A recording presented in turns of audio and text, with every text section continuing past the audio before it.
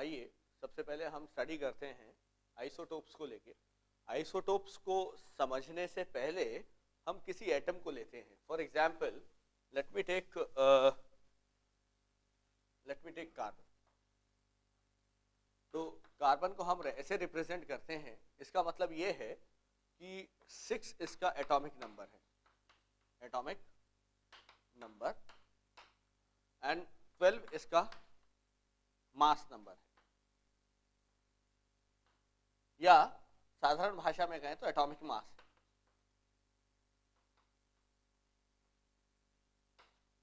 Atomic number किसके बराबर होता है? जितने प्रोटॉन्स होते हैं, नंबर ऑफ प्रोटॉन्स।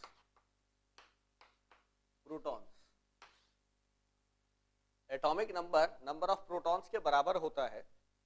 जितने प्रोटॉन्स होते हैं उतने ही इलेक्ट्रॉन्स होते हैं किसी भी न्यूट्रल एटम में, ये हमें पता है। और मास नंबर होता है जितने न्यूक्लियस में न्यूक्लियॉन्स हैं, मतलब protons plus neutrons, right. Protons plus neutrons जितने हैं एक न्यूक्लियस के अंदर, जितने प्रोटॉन्स और न्यूट्रॉन्स हैं वो उसका मास नंबर होता है, राइट। तो यहां अब मैं फिर से इस बात को रिपीट करूंगा। एटॉमिक नंबर क्या होता है? जितने नंबर ऑफ प्रोटॉन्स होते हैं, पहली चीज। एक न्यूट्रल एटम में जितने प्रोटॉन्स होते हैं उतने ही इलेक्ट्रॉन्स होते हैं। और एक न्यूक्लियस के अंदर जितने प्रोटॉन्स और न्यूट्रॉन्स होते हैं वो कहलाता है मास नंबर। अब बात आती है तो फिर आइसोटोप्स क्या होते हैं? देखिए, मान लीजिए मैं एग्जाम्पल ले लेता हूं, एक और एग्जाम्पल लेके समझते हैं। ये कार्बन 12 कहलाता है, ये कार्बन 14 है। दोनों कार्बन, मतलब दोनों कार्बन है, दोनों का एटॉमिक नंबर सेम है, मतलब दोनों में प्रोटॉन सेम है, दोनों में इलेक्ट्रॉन सेम है। लेकिन आप देखिए मास नंबर डिफरेंट है। मास नंबर डिफरेंट है, इसका मतलब क्या हुआ? इस केस में हमारे पास 6 प्रोटॉन और 6 न्यूट्रॉन है। और अगर आप यहां देखें ध्यान से तो यहां हमारे पास 6 प्रोटॉन और 8 न्यूट्रॉन्स हैं। तो क्लियर सी बात हो गई, बिल्कुल क्लियर हो गई ये बात कि आइसोटोप्स वो होते हैं, उन एलिमेंट्स को कहा जाता है, उन एटम्स को कहा जाता है जहां प्रोटॉन सेम हो, एटॉमिक नंबर सेम हो, लेकिन न्यूट्रॉन डिफरेंट हो, that is known as isotope. मैं फिर से इस बात को रिपीट करूंगा। जहां पर प्रोटॉन सेम,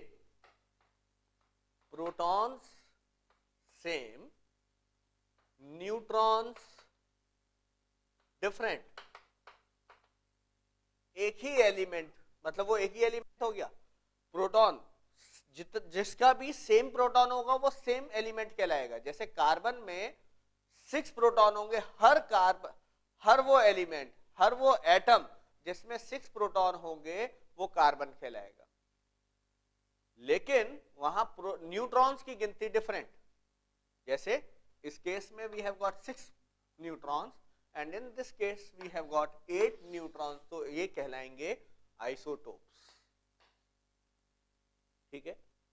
आइसोटोप्स जैसे हाइड्रोजन के हम देखते हैं, हाइड्रोजन का केस देखते हैं।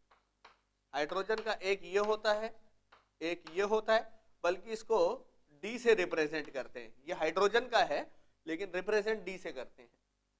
कुछ बुक्स में ऐसा भी लिखा होता है। और ट्रिटियम, ये हाइड्रोजन के आइसोटोप्स है। अब इसका मतलब क्या हुआ? देखिए इन तीनों में प्रोटॉन सब में 1 है, राइट। पहले केस में न्यूट्रॉन 0 है, दूसरे केस में प्रोटॉन 1 है, न्यूट्रॉन 1 है, तीसरे केस में प्रोटॉन 1 है और न्यूट्रॉन 2 हैं। सो ये हो गए isotopes of hydrogen. These are isotopes of hydrogen.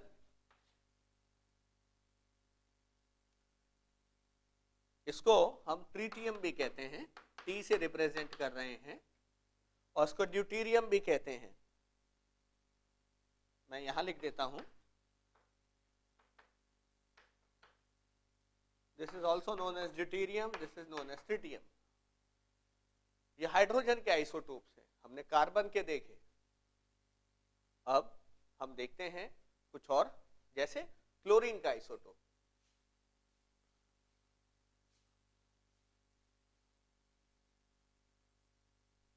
हमने देखा इसी तरह से आप क्लोरीन का आइसोटोप देख सकते हैं। क्लोरीन का एटॉमिक नंबर होता है 17।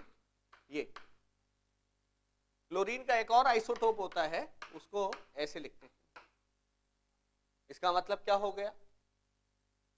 इसका मतलब यह हो गया कि प्रोटॉन 17, इलेक्ट्रॉन तो 7, जितने प्रोटॉन होंगे एक न्यूट्रल एटम में हमेशा उतने ही इलेक्ट्रॉन होंगे, राइट? और इस केस में न्यूट्रॉन होंगे 18 और इस केस में न्यूट्रॉन होंगे 20। तो ये क्या हो गए? आइसोटोप्स ऑफ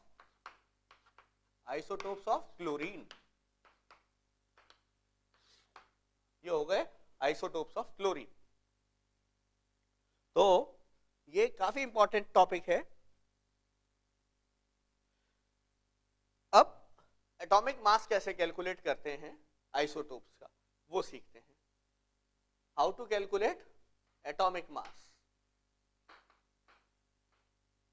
एटॉमिक मास कैसे कैलकुलेट करेंगे इसको हम सीख लेते हैं। यहां पर देखिए एटॉमिक मास क्या होता है। एक होता है मास नंबर, एक होता है एटॉमिक मास। यहां पर मास नंबर क्या क्या है? यहां 35 है और यहां 37 है। मास नंबर क्या होता है? जितने प्रोटॉन है जितने न्यूट्रॉन है उनका सम टोटल किसी एटम में।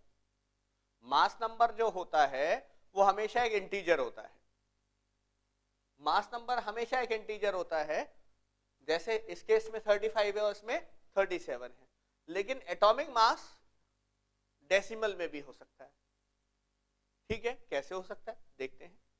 जैसे फॉर एग्जांपल पूरी अर्थ पे ये वाला पाया जाता है 75%, ये वाला आइसोटोप, और ये वाला आइसोटोप पाया जाता है 25%। तो इसके एबंडेंस के हिसाब से हम कैलकुलेट करते हैं इसका एटॉमिक मास। तो कैसे करते हैं इसको चेक करते हैं। देखिए ये सिंपल मैथमेटिक्स है। 75% ये पाया जाता है तो जितने परसेंट पाया जाता है उससे मल्टीप्लाई कर दिया। ये 25% पाया जाता है उससे मल्टीप्लाई कर दिया। और ओवरऑल डिवाइड किससे करेंगे? टोटल परसेंटेज से। टोटल परसेंटेज जो है वो 75 प्लस 25। और अगर आप इसको कैलकुलेट करेंगे तो आप पाएंगे ये जो वैल्यू आ रही है that is 35.5। So this is the atomic mass of chlorine. Chlorine का एटॉमिक मास आएगा 35.5। ये होता है एटॉमिक मास। और मास नंबर हमेशा इंटीजर होगा, एक पर्टिकुलर एटम के लिए होगा। ये एबंडेंस के हिसाब से हमारे को मिलेगा और ये डेसिमल में भी हो सकता है। सो ये हमने आइसोटोप के बारे में पढ़ा। मैं फिर से रिव्यू कर देता हूं। आइसोटोप हम उन एक ही एलिमेंट के जहां पर, मतलब कहने का मतलब यह है जहां प्रोटॉन है सेम लेकिन न्यूट्रॉन डिफरेंट है। प्रोटॉन्स सेम, न्यूट्रॉन्स हो गए डिफरेंट, तो उनको हम बोलते हैं that is known as isotope.